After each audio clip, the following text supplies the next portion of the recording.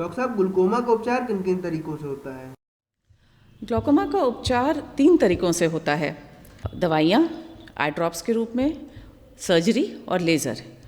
जिन patients को surgery और laser की ज़रूरत होती है उनको भी इसके पहले और बाद में आई ड्रॉप्स की ज़रूरत पड़ती है। तो एक तरह से ग्लूकोमा का मेजर उपचार दवाइयों से होता है, आई ड्रॉप्स से होता है। डॉक्टर साहब, ग्लूकोमा की आई ड्रॉप कितने दिनों तक डालनी होती है? ग्लूकोमा का उपचार आजीवन चलता है, इसीलिए दवाइयाँ भी जीवन भर डालने की ज़रूरत पड़ती है। डॉक्टर साहब, इन आई ड्रॉपों को डालने की क्या विधि होती है? पहली चीज़, आई ड्रॉप की एक्सपायरी डेट ज़रूर चेक कर लें, एक्सपायर हुए ड्रॉप्स ना खरीदें। दूसरा, कुछ आई ड्रॉप्स ऐसी होती हैं जैसे लेटनोप्रोस्ट, जिनको कम तापमान पे फ्रिज में रखने की ज़रूरत होती है।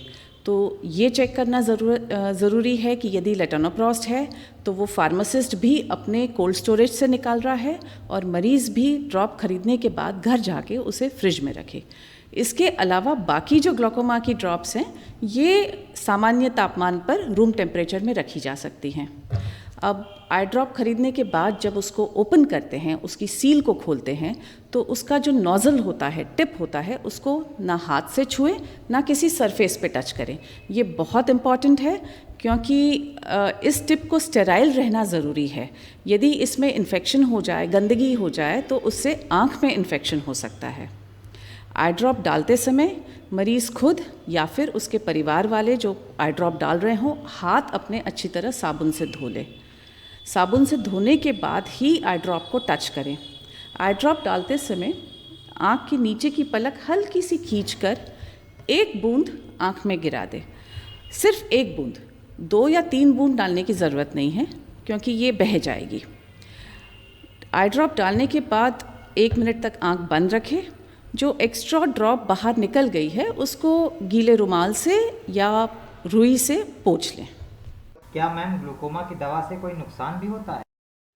जैसे हर दवाइयों के साइड इफ़ेक्ट्स होते हैं, हर दवाई के साइड इफ़ेक्ट होते हैं, वैसे ग्लूकोमा के आई ड्रॉप्स के भी साइड इफ़ेक्ट्स होते हैं। ज़्यादातर ये साइड इफ़ेक्ट्स सीरियस नहीं होते, माइल्ड साइड इफ़ेक्ट्स होते हैं जिनके कारण मरीज़ का ट्रीटमेंट बंद करने की ज़रूरत नहीं पड़ती। जैसे कि आँख में लाली होना, मामूली खुजली या जलन होना या मामूली सा सरदर्द उठना ड्रॉप्स शुरू करने के बाद, ये काफ़ी मरीज़ों में ये साइड इफ़ेक्ट्स देखे गए हैं। इसके अलावा जो प्रोस्टाग्लैंडिन एनालॉग्स वाली आई ड्रॉप्स हैं, इनसे आँख के नीचे स्किन में पिगमेंटेशन हो सकता है, कालापन हो सकता है और आँख में लाली काफ़ी हो सकती है और जो आँखों की आईलैशेस हैं इनकी ग्रोथ हो जाती है। तो पेशेंट्स को ये चीज़ जानना ज़रूरी है कि यदि वो प्रोस्टाग्लैंडिन्स यूज़ कर रहे हैं तो ये सब साइड इफ़ेक्ट्स इससे हो सकते हैं। पाइलोकार्पिन एक दवाई है जिससे कुछ विजन में परिवर्तन आ सकता है, अंधेरे में देखने में दिक्कत आ सकती है या दूर दृष्टि में थोड़ी सी दिक्कत आ सकती है। तो ये सब माइल्ड साइड इफ़ेक्ट्स इन दवाइयों से देखे गए हैं। कुछ आई ड्रॉप्स से खतरनाक साइड इफ़ेक्ट्स भी हो सकते हैं। जैसे टिमोलॉल जो है वो दमे के मरीज़ों में दमा का अटैक प्रोड्यूस कर सकती हैं और जो हृदय रोगी हैं उनमें बाकी सर्कुलेटरी कॉम्प्लिकेशंस हो सकते हैं। तो ग्लूकोमा के पेशेंट्स को अपने नेत्र रोग विशेषज्ञ को सारी बातें, अपनी सारी बीमारियों और ट्रीटमेंट के बारे में बताना ज़रूरी है।